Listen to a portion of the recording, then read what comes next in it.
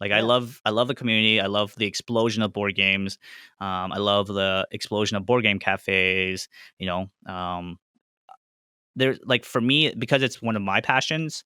I find that like anything that kind of encourages that, then like I'm all for, right? So Kickstarter definitely encourages that. So I try to like buy some Kickstarter projects once in a while. If I really like it, I'll buy it, right? And I'm also a big hype beast too, where Right. if someone comes out, I don't know, I they're just like you feel should buy like this, I'll buy it. I feel like if you listed your favorite board games, I feel like more than half of them were Kickstarters. Like I You're feel right. like a ton of them, right? Yep. No, I agree. Huh. I was thinking about Even big companies use Kickstarter, you know, as like a launching point to start their game, right, which I right? feel like is controversial. Yeah. Some Like people don't love Simon that. Games. Simon Games is a gigantic corporation. Well, I don't know, it's gigantic, but it's But they produced a lot of games, and I feel like every new Simon game that comes out, you know, they started on Kickstarter. Same thing with Scythe. like Uh, Stagmire Games do Stagmire Games Kickstarter. does the exact same thing. Yeah, all their games I start out is through Kickstarter. The thing is too though, if it's an established company, the one good thing is that there's a lot less risk then in backing it. Like if a Stagmire Games or something big comes out on Kickstarter and you back it, you're gonna get the game Yes, because you are taking there a are risk. times I have backed. Yes, you mean, but what I still would do the same thing. So they usually send from what I've noticed lately, they send pilots or kind of like I'm not sure the exact word, like not an unpolished game to whatever some Backers? influencers, Oh, I see. and then they play it, review the game, and then when they're about to launch it, they kind of post up the video, and it helps Like, them out oh, too. okay, And that's then cool. that's what I would do anyways. Like before I buy a game, I which is something that I feel like it's a new era thing. Anything I buy that's over any sorts amount of money, I look up reviews of other people and how they rate it. Even going to movies now, I never go to a movie unless I look it up on like Rotten Tomato or something, just to kind of like brace myself. It's so funny how different we are too. Like you watch all. Not only do you watch you read all reviews and everything. Once you've seen it or played it, then you watch like recaps and like explain. I don't do any of that. Yeah. I No, go into everything blind. um I guess because I feel like I don't have a lot of time. Because I want to pack a lot in, and I just don't want to waste it time. Like I would Sure. rather talk about.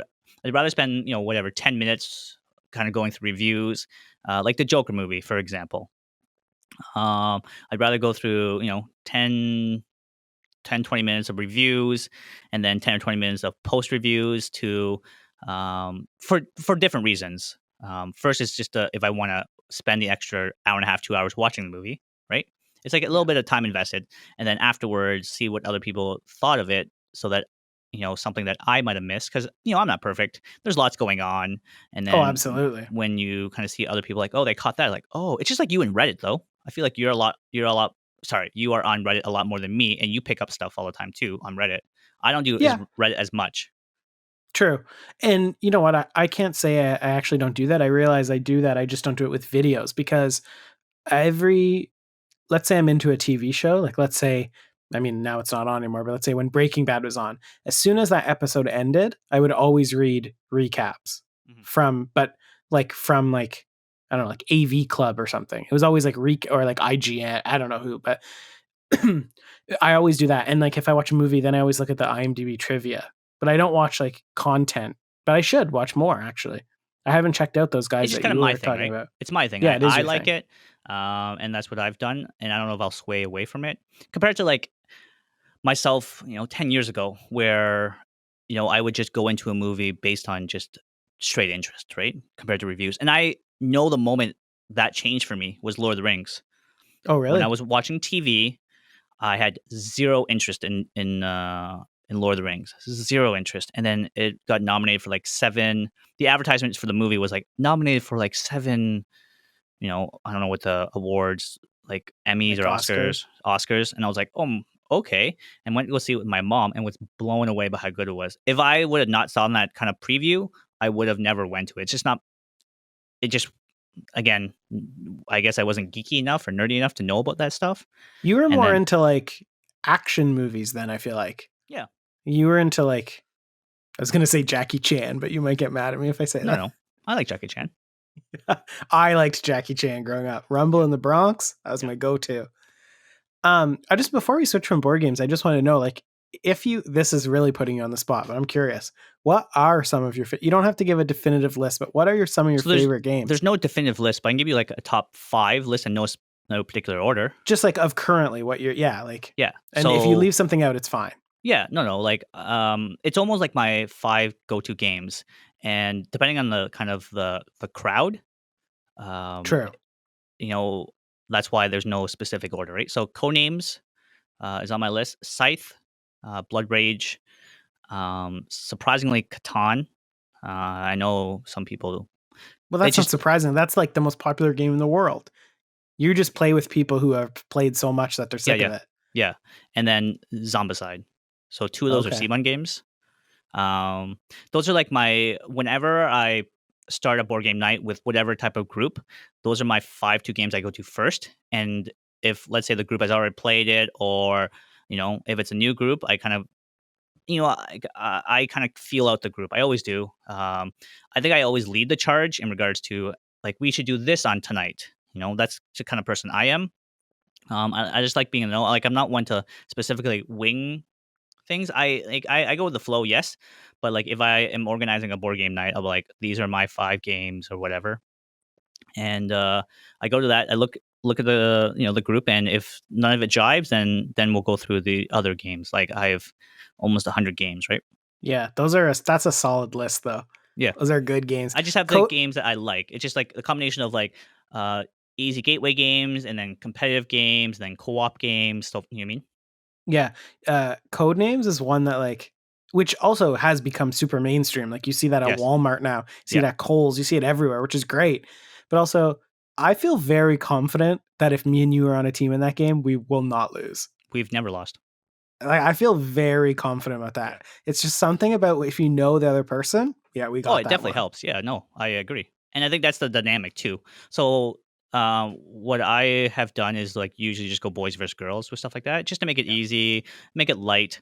For me, board games are not about the playing the board games. It's about the setting and the tone in which the hangout is, right? Like I like hanging out with people. I like hanging out with people in person, and I'm social, and I don't have kind of like awkward tendencies where I can't generate a conversation, where some people are, and where I find that board games kind of take away that bit of awkwardness, because it it keeps a topic, Yeah, it's even a if you have nothing in common with someone. You have something in common, like, oh, I should be rolling dice to do this, and then you just kind of build that on from that. very good icebreaker for sure. Yeah, yeah. Now, there's a lot of games that make you hate the other people. Like it's funny that Catan is on your list because Mhm. every Catan is person I've again ever Catan is for icebreakers, yeah, but right? then you'll never talk to the person again afterwards. I also do something too, where I have I'm not super competitive with Catan. I don't care if I win or lose. That's with most board games, to be honest. Where if it's like an individual game, I'm a bit more competitive, like chess. Okay, or Where like Magic. or Magic, just like kind of Mhm. like a solo, like you know. I have purposely made bad trades in Catan to kind of like move the game forward. That's just how I play the game, just to kind of bring the experience up, right? For me, it's not about winning or losing. It's about just everyone having a good time.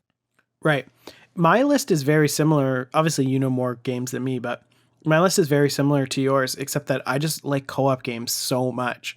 So it's hard for my list to not just have like Dead of Winter. I love so much. Yep. I guess Zombicide's a great co-op one. Mhm. I find that every time I played Zombicide, we sucked though. You haven't had 5 though.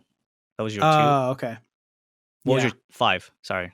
Oh, my 5? Yeah, just off the top of your head. Zombicide's probably in there. Pandemic. Yeah.